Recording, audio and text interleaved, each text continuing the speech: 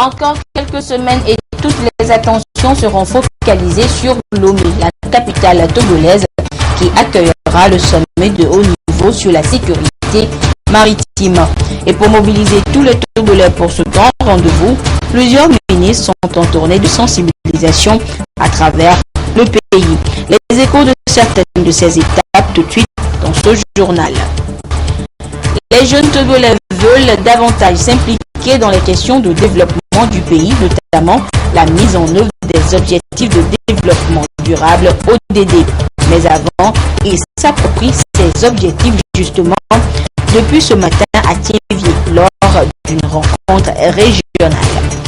Et puis le gouvernement togolais veut une administration plus performante. Raison d'une journée de réflexion sur la fonction publique et le développement ouverte ce matin à Lomé. Il est question d'expliquer aux fonctionnaires togolais le rôle qui est le leur dans l'émergence du pays. Voilà pour les titres de cette édition. Bonsoir à toutes et à tous et merci de nous rejoindre pour le 20h sur la télévision togolaise.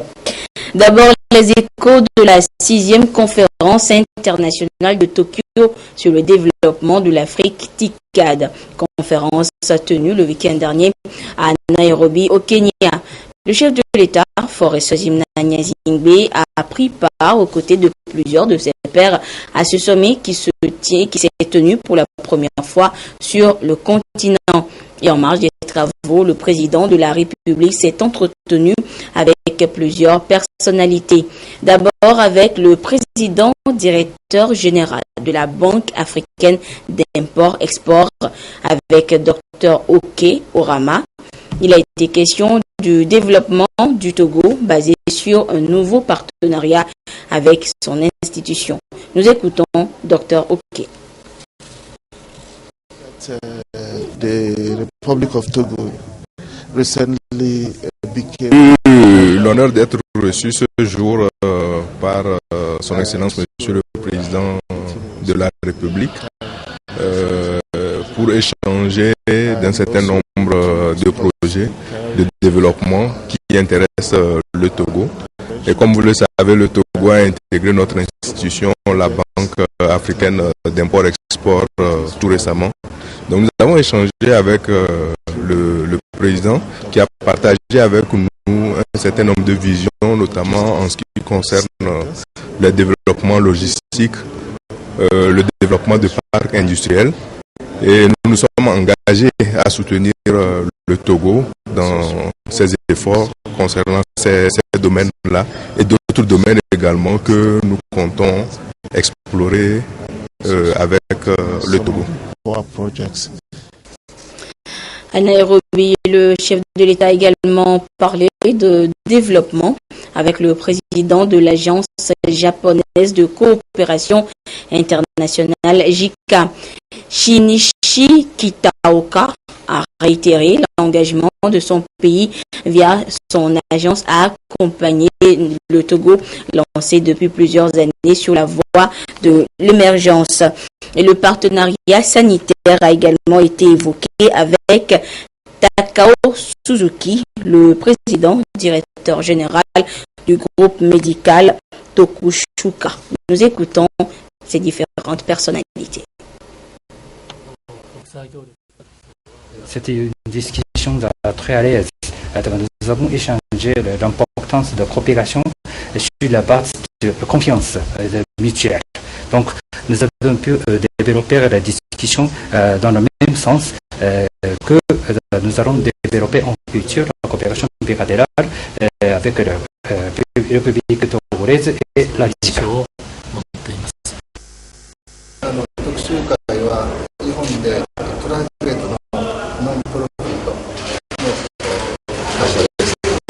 Au Japon, le groupe Tokushuka Medical Corporation, c'est un groupe médical privé, c'est une organisation non gouvernementale qui est le plus grand groupe médical du Japon. Au total, nous avons environ 300 institutions de santé, parmi lesquelles nous avons 67 hôpitaux généraux.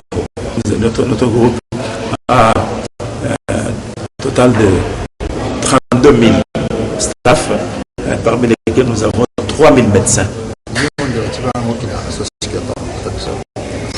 C'est le plus grand groupe médical du Japon et le troisième au monde. Le groupe Tokusuga a basé toute son action médicale sur la philosophie de l'égalité des êtres humains et des êtres humains qui doivent avoir tous accès au niveau de soins médicaux. Et donc, basé sur cette philosophie, nous sommes allés au monde, dans l'Afrique, pour collaborer avec nos amis, essayer d'améliorer les niveaux de soins de santé là où nous sommes en avance. Et il y a 10 ans, lors d'une TICAD, comme vous le savez, toutes les TICAD c'était là au Japon, nous avons signé le protocole d'accord pour nous entraider dans le domaine médical avec 28 pays d'Afrique. Et parmi ces pays d'Afrique, les hôpitaux ne sont pas encore venus, mais moi nous avons réalisé des centres de rein artificiels, des centres de dialyse. Nous avons pu en faire dans 14 pays d'Afrique, dont le Togo, au CHU de Lomé.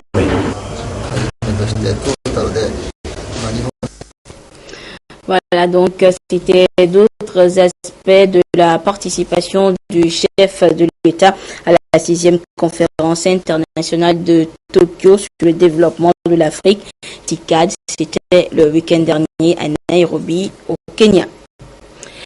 Bureaucratie, absentéisme, clientélisme et bien d'autres mots minent la fonction publique togolaise. Le gouvernement veut renverser la tendance pour une administration performante, capable d'accompagner le pays dans le processus de développement. Raison de la journée de réflexion sur la fonction publique et le développement ouverte ce matin à Lomé. Les précisions avec Gérard Lagoudou et Tiassena. Les responsables de gestion des ressources humaines de l'administration réfléchissent sur le rôle de la fonction publique dans la stimulation du développement et de la croissance économique. Les exercices visent à mettre en place une administration performante capable d'accompagner l'émergence du pays. Pour atteindre ce résultat, il importe que les hommes et les femmes qui animent cette administration soient gérés autrement. Et du fait qu'au niveau sectoriel, les gestionnaires de ressources humaines ne s'impliquent pas à fond dans l'organisation, dans la transmission, dans la gestion de leur personnel, ça se répercute également sur ce personnel-là qui est tenté parfois de se lever lui-même, de suivre son dossier ou de vouloir rechercher les voies et moyens pour parvenir à ce à quoi ils peuvent s'attendre.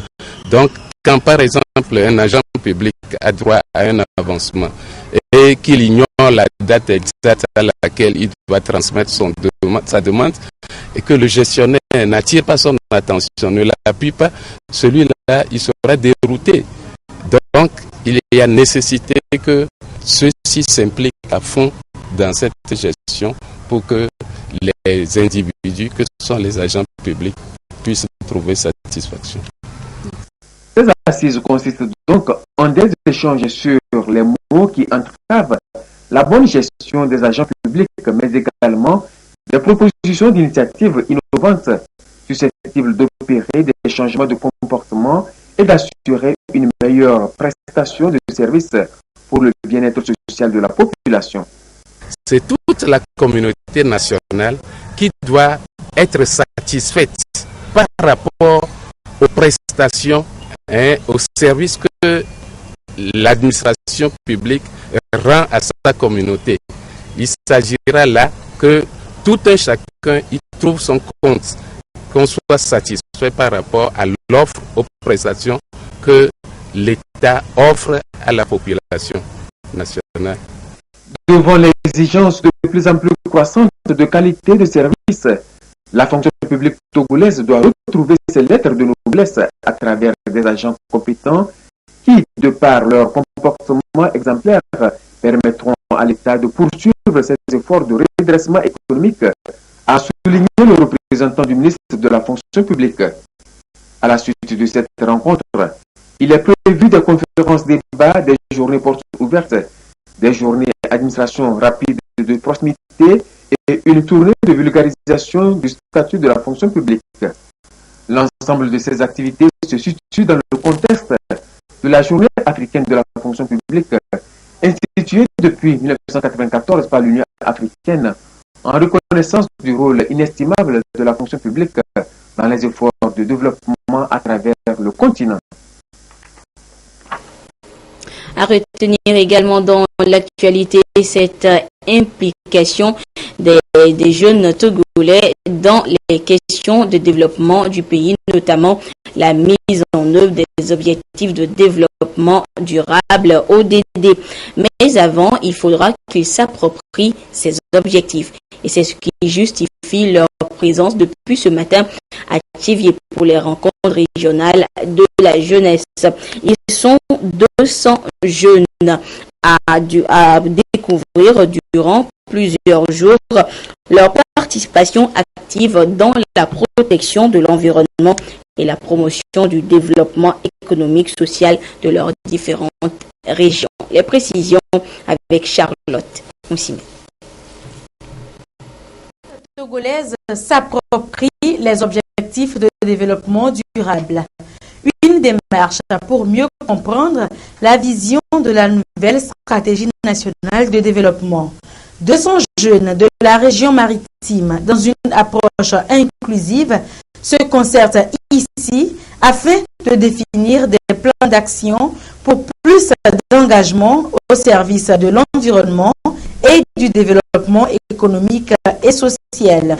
Nous attendons à la sortie de ces présents ateliers régionaux de renforcer la participation des jeunes au processus de développement de notre pays à travers leur engagement dans les initiatives citoyennes, leur engagement dans la prise d'initiatives privées susceptibles de les rendre autonomes et de les responsabiliser, de les rendre moins dépendants vis-à-vis de leur communauté et de leur pays.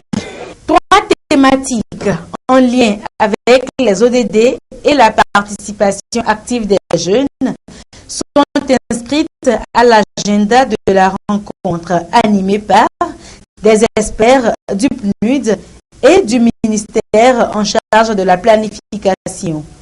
Il s'agit d'amener les jeunes eux-mêmes à définir les actions jugées pertinentes à réaliser dans les communautés. C'est l'occasion de faire vraiment le bilan, de voir qu'est-ce qui a été fait par rapport aux premières recommandations et voir aussi ce que le gouvernement peut faire avec les jeunes pour renforcer leur citoyenneté, leur engagement vis-à-vis du pays, mais surtout leur employabilité. Pour nous, c'est vraiment l'occasion de voir ce qui est fait, comment mutualiser nos efforts, quelle synergie créer entre les différents départements, comment amener les partenaires à nous soutenir encore plus pour que les actions que nous menons puissent avoir beaucoup plus d'impact, un impact positif. J'ai profité aussi pour transmettre un message clé du chef de l'État qui dit qu'il a confiance à la jeunesse togolaise et il veut vraiment renforcer l'alliance, le partenariat qui existe déjà entre lui et les jeunes. C'est un message important, c'est un message de confiance et j'en ai profité donc pour encourager les jeunes à participer de manière active aux assises et que nous puissions avoir des recommandations fortes qui permettent au gouvernement de prendre des mesures fortes pour renforcer la citoyenneté et l'employabilité des jeunes. Ce forum se déroulera également dans les 4 autres régions économiques du Togo. 1000 jeunes au total seront écoutés. Les résultats de ces concertations vont servir de base pour le plan d'action de la jeunesse togolaise afin d'assurer sa place dans la mise en œuvre et le suivi des ODD. Le sommet sur la sécurité et la sûreté maritime nécessite l'implication et la mobilisation de tous pour la réussite de ce rendez-vous de haut niveau. Et la population à la base est sensibilisée sur les enjeux de l'événement, comme c'était le cas ce matin à Aniro dans les lacs. Le ministre Guy Madjé Lorenzo de la communication a invité commerçants, transporteurs et bien d'autres acteurs à jouer leur partition dans le processus d'organisation de ce sommet. Le compte rendu avec Pierre Soussoupa. Sur la sécurité, la sûreté maritime et le développement en Afrique, une affaire de tous. À Ného, les responsables préfectoraux se sont retrouvés autour de Guy Madjé Lorenzo avec un objectif commun: s'imprégner des enjeux de l'événement pour mieux jouer leur partition. Le ministre de la Communication et sa suite ont démontré aux différents acteurs de la préfecture des lacs l'apport de l'or bleu dans l'économie nationale. Commerçants, transporteurs, syndicalistes présents à cette rencontre ont été donc sensibilisés sur le rôle qui devra être le leur dans l'organisation de ce rendez-vous continental. 90% de nos importations viennent de la mer parce que nous n'avons pas une grande industrie. Donc la plupart des choses, les produits de première nécessité, les produits industriels que nous utilisons aujourd'hui, que les pays de l'Interland utilisent, viennent par la mer au port de Lomé. De la même manière, nos productions agricoles ou minières passent par la mer. Et ce sont les transporteurs qui sont dans cette chaîne de la logistique qui transportent de l'intérieur ou bien des pays de l'Interland vers le port, ou bien les conteneurs ou les marchandises en vrac qui viennent de l'étranger vers les marchés intérieurs et des choses. Donc, vous voyez que leur rôle dans cette chaîne logistique est important. Les actes illicites en mer, notamment la piraterie maritime et les trafics de tout genre, ont été également au cœur du débat.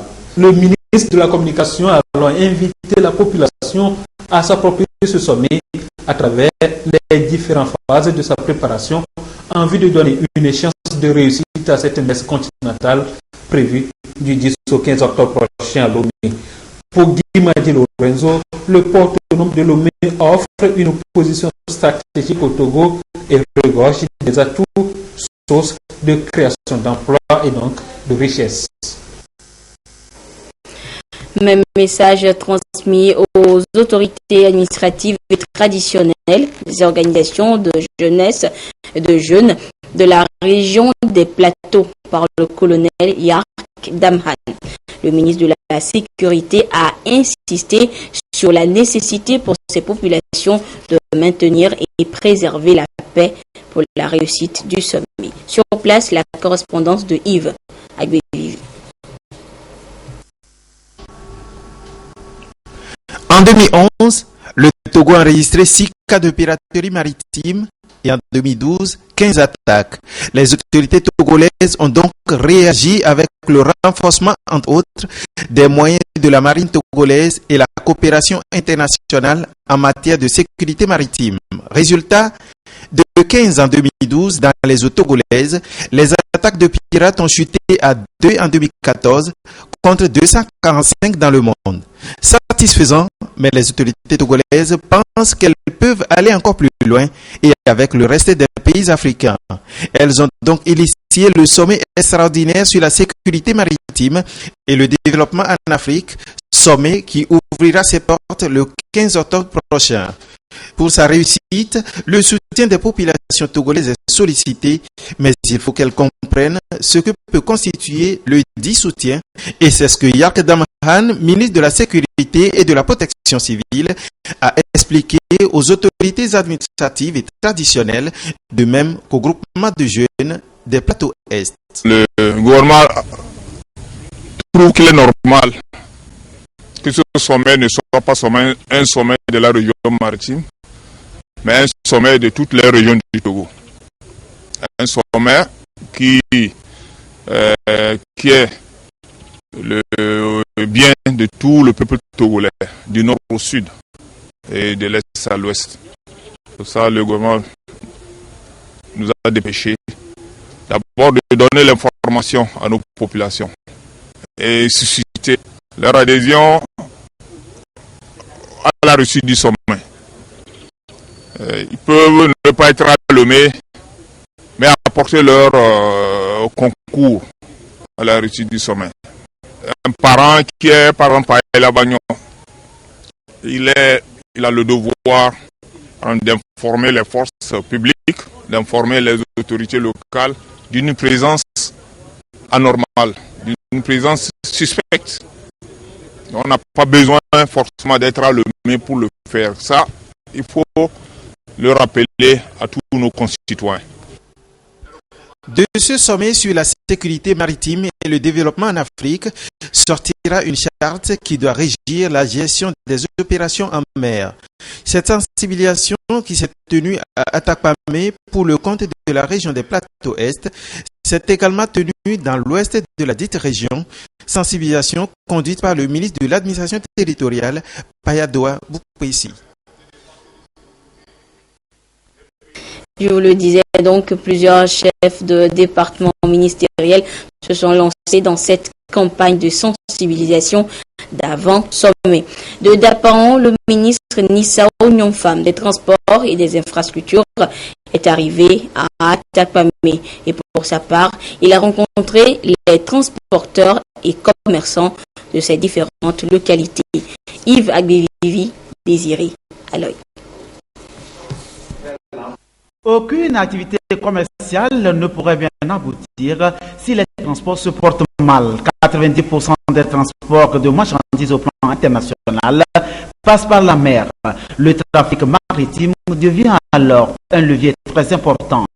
Au-delà de cet aspect, la mer regorge d'autres atouts et constitue globalement ce qu'on appelle en somme l'économie bleue. Un bien à sécuriser à tout prix contre les pirateries maritimes de tout genre. Le Togo, entre 2011 et 2015, a réussi progressivement à assurer la sécurité sur ses côtes. Un bon exemple à suivre, ce qui lui vaut la charge d'organiser la conférence de l'Union africaine sur la sûreté, la sécurité et le développement en Afrique. Un enjeu très important pour adopter la charte qui va harmoniser toutes les législations des États en matière de sécurité maritime. Le ministre Nissao Nyonfam des infrastructures et des transports entretient les opérateurs économiques, commerçants et transporteurs des savanes pour qu'ils s'approprient les enjeux de cette rencontre internationale qui honore le Togo. Nous avons voulu que tout le monde comprenne l'intérêt que nous avons à soutenir le chef de l'État et le gouvernement pour que cette conférence connaisse du succès. Parce que nos activités de transporteurs, nos activités de commerçants, de conducteurs professionnels que nous sommes, ces activités-là sont liées, dépendent intimement à ce qui se passe en mer. Je suis satisfait de l'entretien que j'ai eu avec les commerçants, les opérateurs économiques et les transporteurs de par leurs interventions pertinentes avec des propositions concrètes. Ils sont prêts à soutenir, à faire en sorte, à participer à leur manière à la lutte contre la piraterie maritime pour permettre que les activités fleurissent. La conférence de Lomé concerne tous les Togolais et chacun doit mettre du sien pour sa réussite. Quand les bateaux arrivent, les transitaires sont les premiers concernés pour faire les formalités douanières. Ensuite, les transporteurs s'en chargeront pour les remettre aux commerçants. Raison pour laquelle cette question de sécurité maritime nous interpelle tous. J'invite chacun, toute la population togolaise à être vraiment très vigilante, très éveillée et à dénoncer tout ce qui pourrait être suspect. Environ 4000 délégués sont attendus à Lomé du 10 au 15 octobre prochain.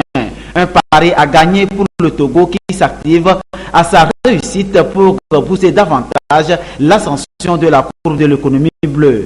Plus de vigilance donc à tous les niveaux afin de contribuer à maintenir la sécurité partout et en tout temps. Ils sont des transporteurs, conducteurs, commerçants et membres de la société civile dont les activités quotidiennes ont des impacts sensibles sur la vie du Togo, pays dont la capitale accueillera à partir du 15 octobre prochain le sommet africain sur la sûreté, la sécurité maritime et le développement, rencontre qui réunira les chefs d'État de l'Union africaine. Une rencontre de telle ampleur a eu lieu au Togo il y a 16 ans. La rencontre de Lomé se doit donc d'être une réussite avec la participation de tous les Togolais. Et c'est le message que le ministre des Transports et des Infrastructures, Nissa Ognonfam, a apporté aux populations d'Atakpamé. Le ministre a expliqué à ces dernières ce que c'est que la piraterie maritime et la criminalité et pourquoi la sécurité en mer est-elle aussi importante aux populations de l'intérieur du pays, loin de la mer. C'est par la mer que s'effectuent plus de 90% des échanges. Le transport maritime assure l'essentiel de tout ce que nous consommons, de tout ce que nous échangeons avec le reste du monde. Et en tant que commerçant, s'il y a l'insécurité sur la mer, c'est que nos activités ne peuvent pas prospérer, puisque nous n'aurons plus la possibilité de passer nos commandes. Et si nous arrivons à les passer, ça sera à des coûts exorbitants. Et au finish, c'est le consommateur, le pauvre consommateur, qui subira le coût de cette cherté. Si nous sommes transporteurs ou conducteurs, s'il y a insécurité sur la mer, c'est que nous n'aurons plus de fret, puisqu'il n'y aura plus de commandes. Nous avons des véhicules qui n'auront plus rien à transporter. Le message est simple. Donc il est important que quel que soit l'endroit où nous sommes, quelle que soit l'activité que nous menons, et surtout si nous sommes opérateurs économiques, nous sommes commerçants, nous sommes transporteurs, nous devrons faire de cette conférence-là notre conférence. Nissa Ognonfam a invité les participants à la rencontre à, de retour dans leurs localités respectives, vulgariser le contenu du message reçu après les avoir éclairés sur leurs préoccupations liées au sommet. Lomé s'apprête donc à accueillir le sommet extraordinaire de l'Union africaine sur la sûreté, la sécurité maritime et le développement. Et ce jeudi 1er septembre, le comité technique spécialisé préparatoire du sommet de Lomé se réunit donc à Lomé. Les travaux vont regrouper ministres, juristes et experts. Ils vont étudier l'aspect juridique de la future charte de Lomé sur la sécurité maritime. Les travaux de ce comité technique spécialisé s'ouvrent donc ce jeudi 1er septembre à Lomé. La suite de cette édition, à présent, la retenue d'eau d'Agbansikiti dans le canton de Kamboli contient depuis peu des poissons, ou plutôt des alevins. 70 au total y ont été introduits par les professionnels, les experts du ministère en charge de l'élevage. Le compte rendu avec la marque Bodjona. Le Togo Togo regorge de flancs d'eau qui de nos jours contribuent très peu à la production halieutique nationale du fait de leur faible productivité.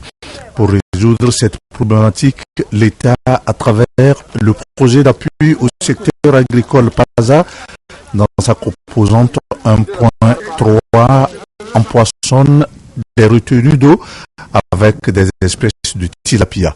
Ici, dans la retenue d'eau d'Agbansikiti, dans le canton de Kamboli, il a fallu 70 000 alevins de tilapia. C'est dans la continuité des travaux qui avaient été lancés le 4 février 2016 par le ministre de l'Agriculture et le président de l'Assemblée nationale pour la construction de cette retenue d'eau. Après la construction, il était question de mettre du poisson dans la retenue et aussi les étangs qui ont été construits. Donc c'est dans ce cadre que nous avons, le ministre a fait mobiliser 72 000 alevins et quelques sacs d'aliments pour venir empoisonner la retenue d'eau et puis les étangs. Il faut dire que les alevins, ce sont des alevins de tilapia que nous avons empoisonnés. C'est pour contribuer à résoudre tant soit peu les problèmes de sécurité alimentaire, donc une contribution et aussi contribuer à l'amélioration des revenus des bénéficiaires.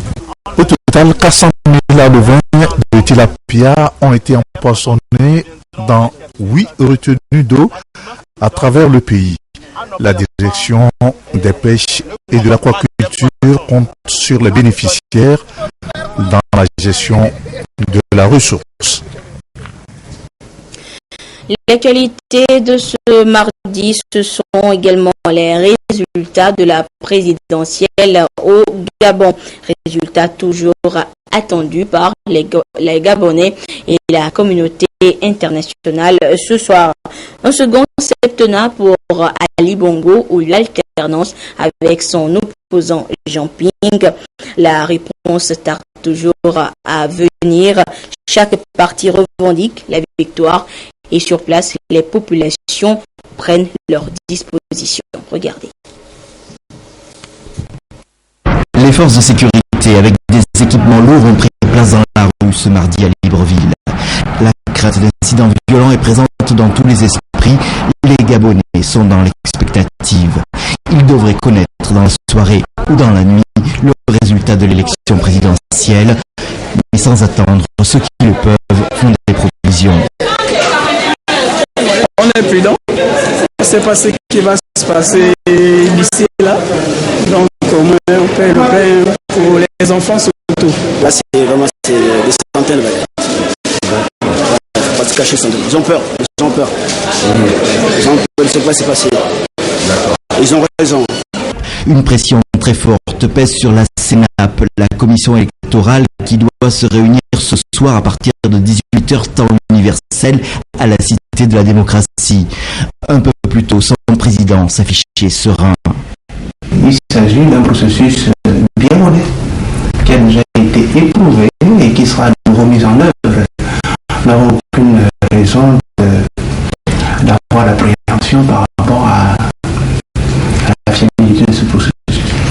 Hier, le président sortant, Ali Bongo, a affirmé attendre lui aussi sereinement les résultats et n'a plus communiqué depuis. L'ambiance, par contre, reste électrique au QG de campagne de Jean Ping. Celui-ci s'est déjà proclamé vainqueur et dit redouter les fraudes. Si jamais la Sénat décidait de tordre le bras au verdict des urnes, la jeunesse est prête à aller jusqu'au sacrifice suprême. Et rien ne nous arrêtera parce que vivre esclave, après 50 ans de servitude du clan Bongo et alliés, nous n'en voulons plus. À Libreville et dans tout le pays, on retient son souffle. Quels que soient les résultats annoncés, les prochaines heures s'annoncent cruciales pour le Gabon. Retour en page nationale et direction maintenant à Boudrafort dans les lacs, précisément à la maison des esclaves. ancien lieu de déportation de nos aïeux. Cette maison est devenue un véritable livre ouvert sur l'histoire du pays. Des vestiges qui attirent depuis peu des touristes du monde. Sylvain Abdou. Dénommé Gatovdo est un vestige jusque-là conservé pour marquer l'histoire du Togo depuis l'époque coloniale. Il est construit dans les années 1835 à quelques encablures de la mer à l'est d'Abodrafort. Rempli d'histoire, les promoteurs mènent des actions concrètes pour valoriser ce patrimoine historique au Togo. Gatovdo veut dire le puits des enchaînés, là où on amenait les esclaves pour faire un dernier bain rituel. Il y a eu un aménagement, vous voyez que l'enceinte est clôturée, donc la population a essayé de clôturer le site. Il y a eu une stèle plus une signalétique pour identifier l'élément, pour qu'il ne puisse pas se perdre dans la nature. Donc petit à petit, il faudrait qu'un système soit mis en place pour pouvoir essayer de le revaloriser en vue d'un tourisme culturel. Faire de ce site un pôle d'attraction et touristique reste la préoccupation majeure des responsables en charge de la gestion de ces œuvres. Il en est de même pour la maison Wood ou maison des esclaves. Cette bâtisse afro-brésilienne est gérée par la collectivité elle-même. Le site accueille chaque jour de nombreux visiteurs qui viennent s'enquérir des réalités historiques togolaises du 19e siècle. Un lieu symbolique dont les emprunts restent encore révélateurs. Vous avez d'abord le bâtiment, vous avez différentes salles et vous avez du matériel. Les fauteuils, les armoires et d'autres objets. Donc c'est une maison qui peut parler. Et elle est en train d'être réaménagée, d'être restaurée, en vue qu'on en fasse un musée de l'esclavage. Parce que les choses que nous voyons là-bas, vous avez plusieurs choses, mais qui sont encore chez les propriétaires. Par exemple, les cannes d'abolition qu'on a envoyées, vous avez ça chez les familles détentrices de ces choses. Plusieurs vestiges sont donc découverts et retracent l'histoire de la traite négrière. Entre autres sites témoins, le mémorial d'Adokwen-Padji où sont implantés les vestiges des canons ainsi que le lieu d'identification des esclaves. À cela s'ajoute le mémorial d'Atuita, tous de la préfecture de Lac. Il s'agit d'un monument de négrier de Joachim d'Almeida, que nous voulons mettre ça en cachot et clôturer pour que quand les touristes viennent, ils n'ont qu'à venir vers nous d'abord et il y aura un guide qui va les parler de ça. La préservation de tous ces acquis témoigne de l'attachement que porte la direction du patrimoine culturel à l'ensemble de ces sites pour justement en faire un véritable outil de développement économique. Pour concrétiser cette démarche, certains sites, à l'instar de la Maison Wood par exemple, sont déjà sur la liste indicative de reconnaissance par l'UNESCO. Un processus pour une meilleure reconstitution de l'histoire. La maison n'est pas encore tombée dans le domaine privé en vue de sa transformation en musée. Pour le moment, c'est les propriétaires qui la gèrent. Les tractations sont en train d'être faites avec le ministère en charge de la culture pour qu'elle puisse devenir un site public et bien raménagé pour qu'on puisse vraiment se développer sur le plan culturel et sur le plan touristique. En dehors d'Aného, bien d'autres vestiges tels le marché des esclaves à Tchamba, les grottes refuges de Nok et à Tandoua sont aussi dans le viseur pour être davantage valorisés. Voilà, c'est sur ce retour dans l'histoire que se referme cette édition. Merci à vous qui l'avez suivi un peu partout grâce à la télévision togolaise. Retrouvez à 22h30 Adolphe Baka pour la dernière édition du journal. Au revoir.